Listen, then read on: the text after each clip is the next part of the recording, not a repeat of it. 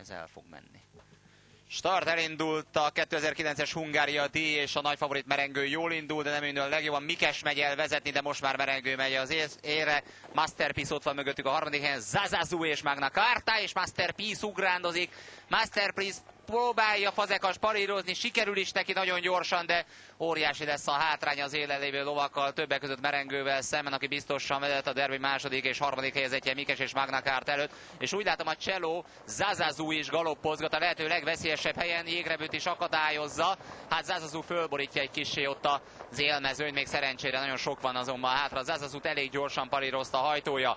Merengő pedig elment magányosan vezetni, legalább egy olyan jó 6-7 hosszal vezet Várhidi Róbert, második pozícióban mögötte Mikes, harmadik helyen pedig Magna Carta, mögötte jönnek a többiek, Digédo a szlovén ló vezetésével, igencsak széthúzta Merengő a mezőnyt. Nagy idő lehet ebből, Merengő magabiztosan vezet, a derbi nyerő, a Szent István díj győztese Merengő az első félkör után. Merengő vezet, nagyjából 10 méterrel követi Mikes, újabb 10 méterrel Magna Carta színei tűnnek föl, aztán Itaka, illetve Digédo érkezik, és hátulról Szimbiluzson nagyon hamar ledolgozta a térhátán egy jelentős részét is, most már úgy tűnik, hogy nem is ért vele Kolozsi, inkább ott a mezőny közepén próbál utazni. Hát Szimbiluzson mögött, akik érkeznek, nincsenek könnyű helyzetben, az akadályozott Jégerevű megpróbál még csatlakozni, mögötte pedig Kentis Boy színei tűnnek föl. Merengő egyelőre biztosan tartja ezt a jó 10 méteres előnyét, amikor nagyjából még 1500 méter van hátra a versenyből. Mikes még mindig könnyű második mögötte, Magna Carta pedig a harmadik pozícióban, libasorban az első három helyzet. Aztán egy kettes fogat érkezik, bár úgy tűnik, hogy Digédo előrébb látszik, mint a falon versenyző Itaka, vagy Szimbiluzson, hogy Jégerevű lovak további sorrendje,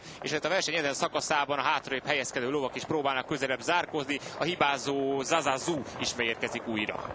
Merengő egyelőre magabiztosan az élen, 10 méterrel mögötte, Mikes a második pozícióban, Digédo jön fel kívül a harmadik helyre, Magna Carta még mindig jól tartja magát, majd Itaka további sorrend, és ott van Szimbiluzson, és Zazazu nagyon följött a középmezőnybe, tragikus start utáni hibája után. Viszont Merengő még mindig az első. Merengő a nagy favorit, Várhidi Róberttel, kijönnek a lovak most már a kanyarból, és egyre semmit nem csökken az előnye. Merengő biztosan tartja az egész társaságot a 2009-es Hungária díjban, Mikes mögött a második pozícióban, Digédo a harmadik, Magna Carta negyedik, Itaka és Zazazu. Zazazu még tud jönni, Jaromír Kotásekkel, pedig nagyon nagy volt neki a hibája, nagyon nagy volt a hátránya. Merengő azonban egyelőre még mindig az első. Merengő az első az utolsó 600 méterhez közelítve, Merengőt egyelőre meg sem tudják közelíteni. A szuper favorit Merengő vezet 500-nál a Hungária díjban. Merengő az első mögül, úgy tűnik, hogy elfáradt Mikes, jönnek a külföldi vendégek, jön a 7-es számú Digédo, és jön egyeses Zazazu, Magna Carta hibázott, tehát úgy tűnik, hogy talán még Szimbiluzson lehet ott, a többiek egy másodperc alatt eltűntek a frontból,